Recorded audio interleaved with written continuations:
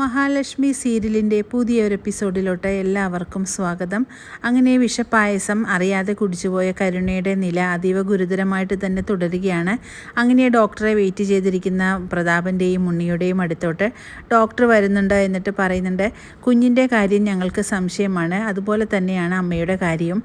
അതുകൊണ്ട് കുഞ്ഞിനെ നഷ്ടപ്പെട്ടാലും അമ്മയെയെങ്കിലും എങ്ങനെ രക്ഷപ്പെടുത്താമെന്നാണ് ഞങ്ങൾ വിചാരിക്കുന്നത്.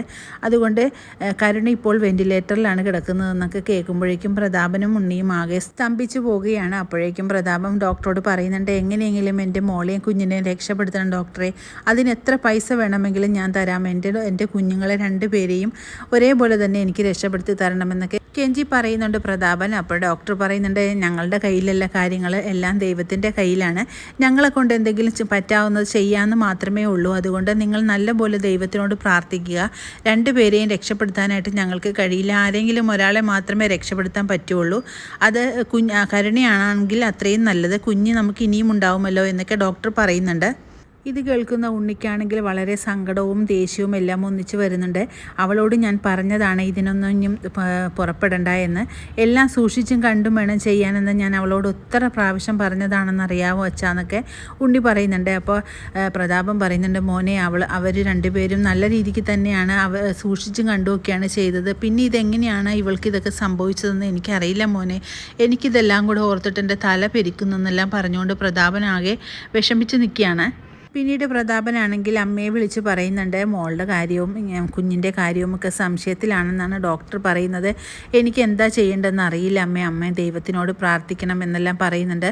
അത് കേൾക്കുമ്പോഴേക്കും മുത്തശ്ശി പറയുന്നുണ്ട്, എൻ്റെ മോനെ നീ പറയുന്നത് കേട്ടിട്ട് എൻ്റെ കൈയും കാലും വിറയ്ക്കുന്നു, ഇനി എന്ത് ചെയ്യും, നമ്മുടെ കരുണമോൾക്ക് എന്താണോ ഇങ്ങനെ വന്നതെന്ന് എനിക്കറിയില്ലല്ലോ.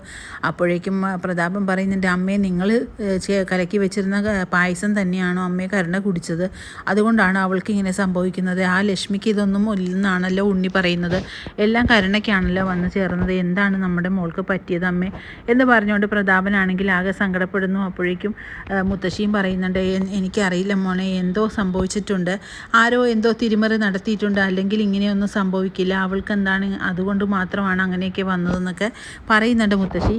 പിന്നീട് മുത്തശ്ശിയുടെ ഫോണിലോട്ടാണെങ്കിൽ ആ ലാടൻ വൈദ്യം വിളിക്കുന്നുണ്ട്. എന്നിട്ട് ചോദിക്കുന്നുണ്ട്, എന്താണ് നിങ്ങളുടെ രണ്ടുപേരുടെയും ഒരു അറിവുമില്ലല്ലോ, ഇവിടെ നിന്ന് മരുന്ന് മേടിച്ചുകൊണ്ട് പോയിട്ട് യാതൊരുവിധ അറിവും എന്നെ അറിയിച്ചില്ലല്ലോ, ഞാൻ പറഞ്ഞതല്ലേ എല്ലാ കാര്യങ്ങളും എന്നോട് വിളിച്ച് പറയണമെന്ന് എന്ന് പറയുന്നപ്പോൾ മുത്തശ്ശി പറയുന്ന, ഇടോ തന്നോട് വിളിച്ച് പറയാൻ പറ്റുന്ന ഒരവസ്ഥയിലല്ല താൻ വിചാരിച്ച പോലെയുള്ള മരുന്ന് കഴിച്ചത്, ഇപ്പോൾ എൻ്റെ മോളാണെന്നാണ് എൻ്റെ സംശയം, അവൾക്കാണ് ഇപ്പോൾ പ്രശ്നങ്ങളെല്ലാം ഉണ്ടായിരിക്കുന്നത്, അവളാണെങ്കിൽ ജീവൻ മരണം പോരാട്ടത്തിനായിട്ട് ഹോസ്പിറ്റലിൽ കഴിയുകയാണെന്നെല്ലാം പറയുന്നുണ്ട്.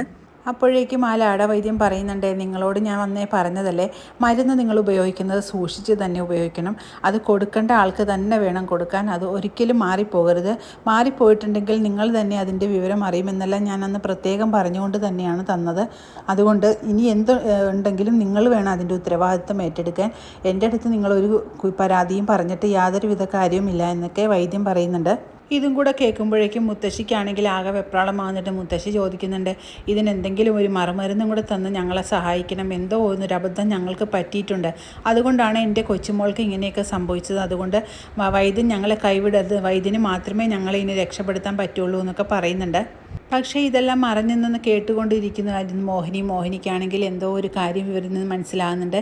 ഇവരാരെയോ പോയി എന്തോ മരുന്നെല്ലാം ഒപ്പിച്ചുകൊണ്ട് വന്നിട്ട് പായസത്തിൽ മഹാലക്ഷ്മിക്ക് കൊടുക്കാനായിരുന്നു ഇവരുടെ ഉദ്ദേശം, അതിപ്പോൾ മാറി എൻ്റെ മോളാണ് കുടിച്ചതെന്നൊക്കെ മനസ്സിലാക്കുന്നുണ്ട് മോഹിനി. ഇവർ ചെയ്ത പാപത്തിൻ്റെ ഫലം ഇപ്പോൾ അനുഭവിക്കുന്നത് എൻ്റെ കരുണമോളാണല്ലോ ദൈവമേ എന്നൊക്കെ ഓർത്തിട്ട് മോഹിനിക്ക് സങ്കടം സഹിക്കാനായില്ല. അങ്ങനെ മോഹിനിയാണെങ്കിൽ ദൈവത്തിനോട് പ്രാർത്ഥിക്കുന്നുണ്ട്, എൻ്റെ മോൾക്കൊന്നും സംഭവിക്കരുതേ, അവളുടെ വയറ്റിൽ വളരുന്ന കുഞ്ഞിനും അവൾക്കും ഒന്നും സംഭവിക്കരുതേ എന്ന് പ്രാർത്ഥിക്കുന്നുണ്ട് മോഹിനി.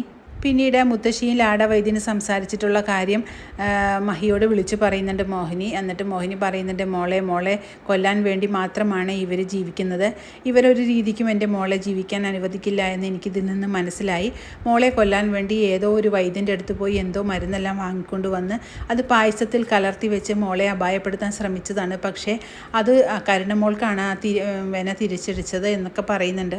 പിന്നീട് മഞ്ജു അണിൽ കമലേശ്വരത്ത് എത്തുന്നുണ്ട്. എന്നിട്ട് മഹാലക്ഷ്മിയോടും കണ്ണനോടും അണ്ണനോടുമായിട്ട് സാഗറിനെ ഇതുപോലെ പിടിച്ചിരിക്കുകയെന്നും കഞ്ചാവ് കേസിൽ അറസ്റ്റിലായിരിക്കുകയാണെന്നൊക്കെ ഉള്ള കാര്യങ്ങളെല്ലാം പറയുന്നുണ്ട്. എന്നിട്ട് വളരെ സങ്കടത്തോടുകൂടി തന്നെയാണ് മഞ്ജു അതെല്ലാം പറയുന്നത്. ഇത് കേൾക്കുമ്പോഴേക്കും ദുർഗ പറയുന്നുണ്ട്, നിന്നോട് ആരാടി ഇങ്ങോട്ട് വരാൻ പറഞ്ഞത്, നീ ഇവിടെ നിന്ന് എത്രയും പെട്ടെന്ന് ഇറങ്ങിക്കോണമെന്ന് പറയുന്നുണ്ട്. അപ്പോഴേക്കും മഞ്ജു പറയുന്നുണ്ട്, അമ്മയ്ക്ക് എന്ത് അവകാശം ഇത് പറയാൻ, അതെല്ലാം അവകാശമുള്ളത് കണ്ണേട്ടനും ഏടത്തിക്കും മാത്രമാണ്. അമ്മയ്ക്ക് ഈ വീട്ടിൽ യാതൊരുവിധ അവകാശവുമില്ല എന്നെല്ലാം പറഞ്ഞുകൊണ്ട് ദുർഗയുടെ വായടപ്പിക്കുന്നുണ്ട് മഞ്ജു.